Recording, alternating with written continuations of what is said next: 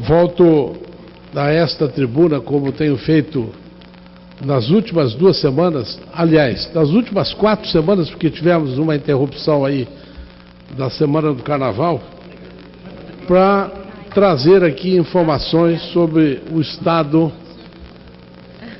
lastimável em que se encontra o estado de Rondônia, sobretudo a capital Porto Velho, por conta das enchentes do Rio Madeira, tão divulgado já pela mídia local, pela mídia nacional, pelos canais de televisão. A situação é gravíssima e o Rio Madeira nunca esteve tão cheio. Eu, repetindo o que já disse aqui, e vou tornar a dizer, moro em Rondônia há 42 anos, presidente. Nunca vi nada parecido com a cheia que assola hoje o estado de Rondônia. Vai bater, senador Hugo Napoleão, a medida dos 19 metros acima do nível normal do rio. Para quem nos ouve ou nos vê nesse momento, apenas para fazer uma comparação, 19 metros é algo parecido com um edifício de 10 andares. Imaginem um edifício de 10 andares com a água cobrindo tudo que vai nivelando ao lado. A consequência é gravíssima, porque todos os pequenos, médios e grandes afluentes do Rio Madeira vão enchendo na mesma proporção, porque o rio não consegue dar vazão à quantidade enorme de águas que vem recebendo, sobretudo dos grandes rios que formam o Rio Madeira, que é o Rio Guaporé, o Rio Madre de Dios, na Bolívia, o Rio Beni e outros afluentes que também vêm do Peru, o Rio Abunã, o Rio Jaci-Paraná. Toda esta água vai para a bacia do Rio Madeira e de lá vai alagando aonde o nível deixa e causando um verdadeiro desastre.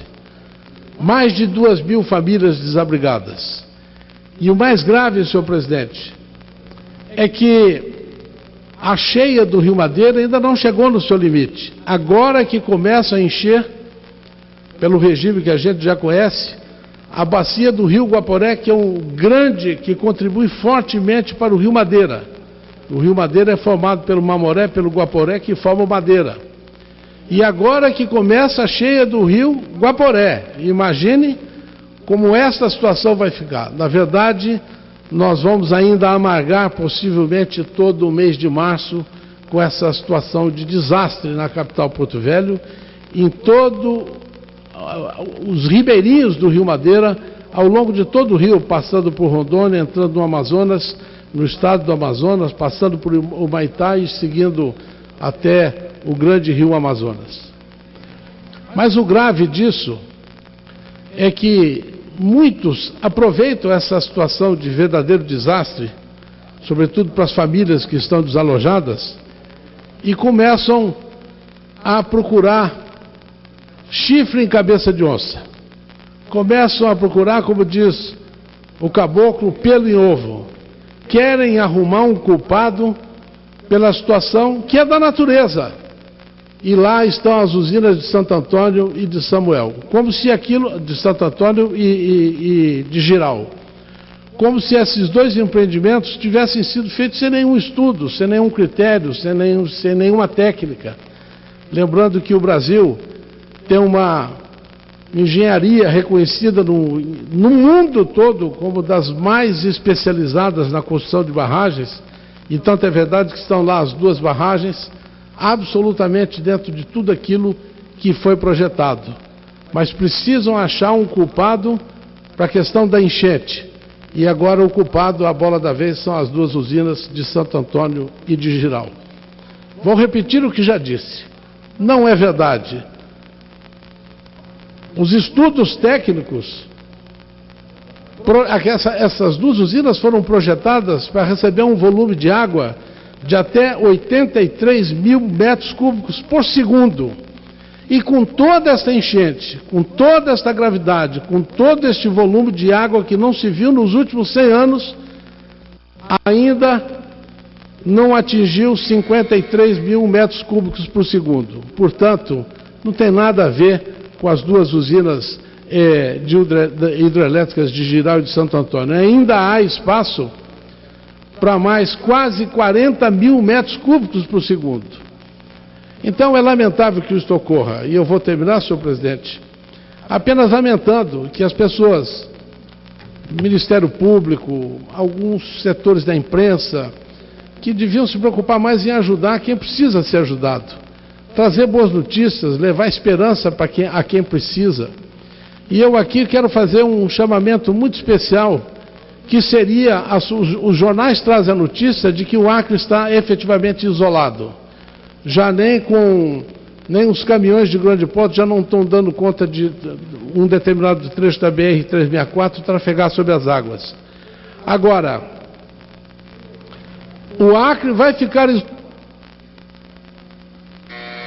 para concluir, vai ficar isolado. A saída, senhor presidente, seria a abertura da BR-421, que liga Ariquemes à cidade de Campo Novo e depois à cidade de Nova Mamoré e Guajará-Mirim. A saída seria por ali. Mas esta estrada está embargada pelo Ministério Público Federal, por conta de que o seu traçado corta cerca de 18 quilômetros de uma unidade de conservação de um parque estadual. Um parque estadual cuja estrada existe e ela serve muito para o tráfico de drogas. Isto é que ela serve. Mas o Ministério Público não permite que a estrada seja aberta. Apenas 18 quilômetros numa estrada parque, que seria uma construção diferente, que poderia estar muito bem atendendo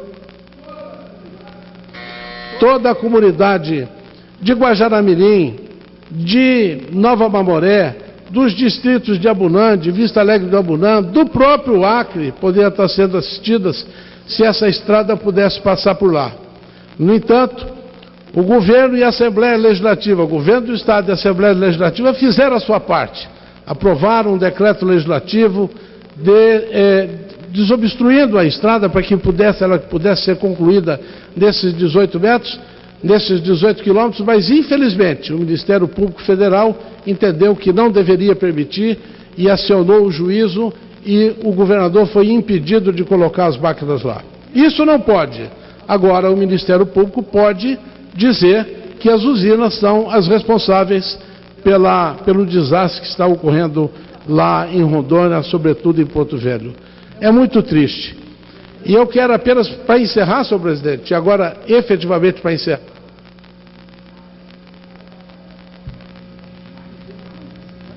dizer a Vossa Excelência de que as águas que entram, saem, não tem nada represado. Tanto é verdade que na usina de Santo Antônio, a parte montante é quase igual à parte jusante.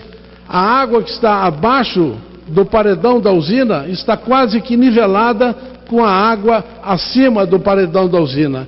Então não tem essa conversa de que as usinas são as responsáveis. Na verdade, isso é uma coisa triste da natureza e o que nós temos que ser é solidário com o povo, encontrar medidas para a solução do povo, cobrar do governo federal que liberou apenas 5 milhões de reais para ajuda. Não estou dizendo que não esteja correto, está correto, mas precisa liberar muito mais. O que nós precisamos é unir forças por esta população desabrigada, ajudar o prefeito, ajudar o governador e o prefeito de todas as cidades envolvidas.